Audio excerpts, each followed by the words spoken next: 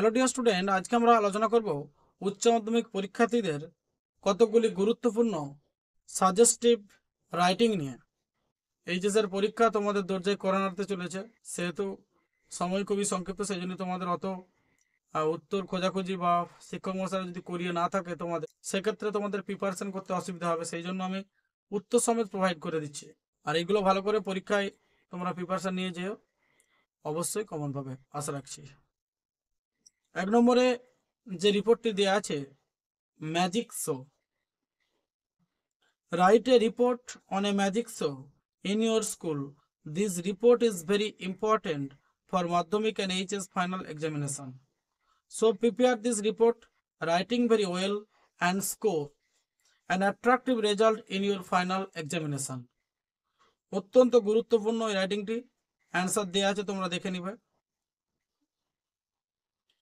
This year our school marked the day before Puja vacation in a grandeur way. Yesterday at 11 a.m. our school arranged a magic show in the auditorium hall of our school. It was a show only for school students. Of course, their guardians were allowed, but they had to pay to get tickets. About 400 spectators thronged in the auditorium hall. যারা আমার চ্যানেলে online class করেছে এবং যারা offline class করছে, প্রত্যেকটা ব্যাচই কিন্তু তারা নিজস্ব ক্ষমতায় লিখতে পারে। এটাই হচ্ছে আমার চ্যানেলের সবথেকে গুরুত্বপূর্ণ ভূমিকা।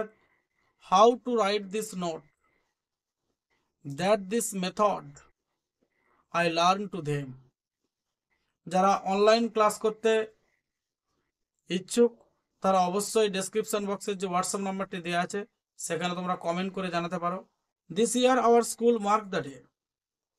এই বছর আমাদের বিদ্যালয় mark the day before Puja vacation, মানে পুজোর ছুটির আগে একটা দিন স্থাপন করেছে বা নির্ধারণ করেছে। ইন এ গ্র্যান্ডিয়ার ওয়ে, একটা দীর্ঘ প্রচেষ্টার মধ্য দিয়ে। ইয়েস্টারডে, গতকাল, at 11 AM our school arranged A magic show. তোমরা জানো, 10এতেও 9-10-এ শিখেছো, রিপোর্ট লেখা মানে পাস্ট ডিফিনাইট, অর্থাৎ সাবজেক্ট প্লাস ম্যান ভার্বের পাস্ট ফর্মে লিখতে হবে। প্রত্যেকটা বাক্য কিন্তু সেইভাবেই লেখা আছে, দেখো। ইয়েস্টারডে, গতকাল, অ্যাট 11 AM 11টার সময় our school arrange a magic show, একটা ম্যাজিক শো এর আয়োজন করেছিল in the auditorium hall of our school, আমাদের বিদ্যালয়ের অডিটোরিয়াম হলে। It was show only for school student. যে ম্যাজিক শোটা দেখানোর আয়োজন করা হয়েছিল সেটা কেবলমাত্র বিদ্যালয়ের ছাত্রছাত্রীদের জন্য। অফকোর্স, অবশ্যই, দেয়ার গার্জিয়ানস আর অ্যালাউড, এবং তাদের অভিভাবকদেরও অনুমতি দেওয়া হয়েছিল। বাট, কিন্তু, they had to pay to get tickets. যারা গার্জিয়ান ছিল তাদেরকে টিকিটের বিনিময়ে কিন্তু এই শোটা দেখতে হয়েছিল। About 400 spectator throngs. About 400 spectators thronged. প্রায় 400 জন দর্শক কিন্তু ভিড়ে পরিপূর্ণ করেছিল। In the auditorium hall, auditorium হলে। The show started at 11 AM। প্রত্যেকটা বাক্য দেখো খুব সংক্ষিপ্ত লেখা আছে। শোটি অর্থাৎ ম্যাজিক শো মানে জাদুর যে শো, প্রদর্শনী, জাদু প্রদর্শনী, এটা শুরু হয়েছিল অ্যাট 11 AM 11টার সময়, and it continued up to 3 PM, এবং এটা চলেছিল 3টে পর্যন্ত। যদিও ইট ওয়াজ এ 4 hour প্রোগ্রাম, এটা ছিল একটা 4 ঘন্টার programme. We didn't feel bored, আমরা বিরক্ত বা বোর অনুভব করিনি। Even for a single minute, একটা মুহূর্তের জন্যও নয়। অ্যান এক্সপিরিয়েন্স ম্যাজিশিয়ানস, একজন অভিজ্ঞ জাদুকর, ওয়ারিং কিউরিয়াস অর্ডার্স, মানে একটা আলাদা ধরনের পোশাক পরিধান করেছিল, যে পোশাকটা ছিল অত্যন্ত কৌতূহলী। শোট দেখিয়েছিল সাম ট্রিক্স, কিছু ছলনা, হুইচ আর রিয়েলি আনবিলিভেবল, যেটা ছিল খুবই সত্যিকারেরই অবিশ্বাস্যকর, ইনক্রেডিবল আমরা বলতে পারি। হি ফার্স্ট টুক সাম কয়েন্স, তিনি প্রথমে নিয়েছিলেন কয়েকটি মুদ্রা, অ্যান্ড সাডেনলি, হঠাৎ করে, vanish them in the air, সেই মুদ্রাগুলোকে বাতাসের মধ্যে উধাও করে দিল। আফটার এ মিনিট, 1 মিনিট পরে, অর সো হি প্রডিউস, সে উৎপন্ন করেছিল দোজ কয়েন্স, ওই কয়েন্সগুলোকে আবার ফিরিয়ে এনে এসেছিল, from one of the student pocket, একজন ছাত্রের পকেটে। The magicians surprisingly lifted up a person, এবং জাদুকরটি বিস্মিতভাবে একজন ব্যক্তিকে তুলেছিল ইন দ্য এয়ার, বাতাসের মধ্যে, উইদাউট এনি সাপোর্ট, কোনো সমর্থন ছাড়াই বাতাসের মধ্যে ভাসিয়ে রেখেছিল। ইন দ্য এয়ার, বাতাসের মধ্যে, হি ওয়াজ ওয়াকিং, সে হাঁটছিল, লাইক অ্যান অ্যাস্ট্রোনট, একজন জ্যোতির্বিদের মতো। All the spectators became speechless, সমস্ত প্রত্যক্ষদর্শীরা নির্বাক হয়েছিল। হোয়েন, যখন দে স দ্য ম্যাজিশিয়ান, যখন তারা দেখেছিল জাদুকরটিকে, to pierce a man, to pierce কাটতে, এ ম্যান একটা মানুষকে, বাই বিগ সোর একটা বড় তরোয়াল দিয়ে। অল দ্য টাইম, সবসময়, দ্য ম্যাজিশিয়ানস কেপ, জাদুকরটি রেখেছিল, দ্য বয়েস্টেরাস স্টুডেন্ট, ফুর্তিবাদ ছাত্রছাত্রীদেরকে, অ্যান্ড দেয়ার গার্জিয়ান স্পেলবাউন্ড, এবং তাদের অভিভাবকরা মন্ত্রমুগ্ধ হয়েছিল, উইথ হিজ ট্রিক, তার কৌশলবতার ছলনা দেখে। দেয়ার, সেখানে ওয়ার ছিল, মোর আইটেমস, অনেক আইটেম ছিল, সাহায্যে ব্যালেন্স, সেটা একটা প্রদর্শনী, show, juggling ball, tricks with cards, fire, etcetera. The spectators, এই প্রত্যক্ষদর্শীরা বা দর্শকরা, বার্স্ট আউট, চিৎকার করেছিল, ইন্টু লাউড চিয়ার্স, তীব্র উল্লাসে, আফটার ইচ আইটেম, প্রত্যেকটা আইটেমের পরে।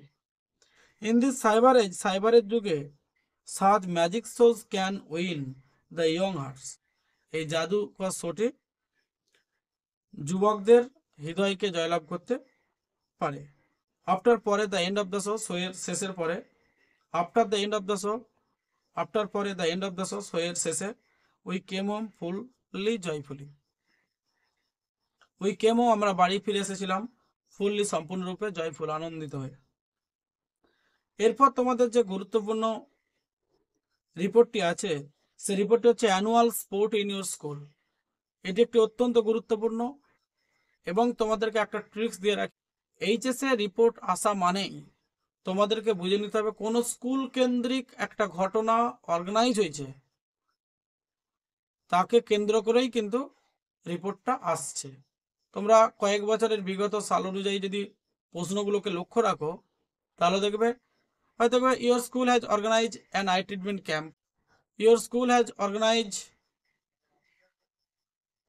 Saraswati Puja, your school has organise a blood donation camp, your school has organise fund collection. ধরো উড়িষ্যা তে বন্যা হয়েছে, সে বন্যাতে অসংখ্য মানুষের ক্ষতিগ্রস্ত হয়েছে, মানে তাদের জন্য একটা ত্রাণ সংগ্রহ করে, একটা ফান্ড কালেকশন করে তাদেরকে সাহায্য করা, সেই নিয়েও একটা ক্যাম্পের আয়োজন করেছে, বা ত্রাণ সংগ্রহের একটা অ্যারেঞ্জমেন্ট করেছে তোমার বিদ্যালয়।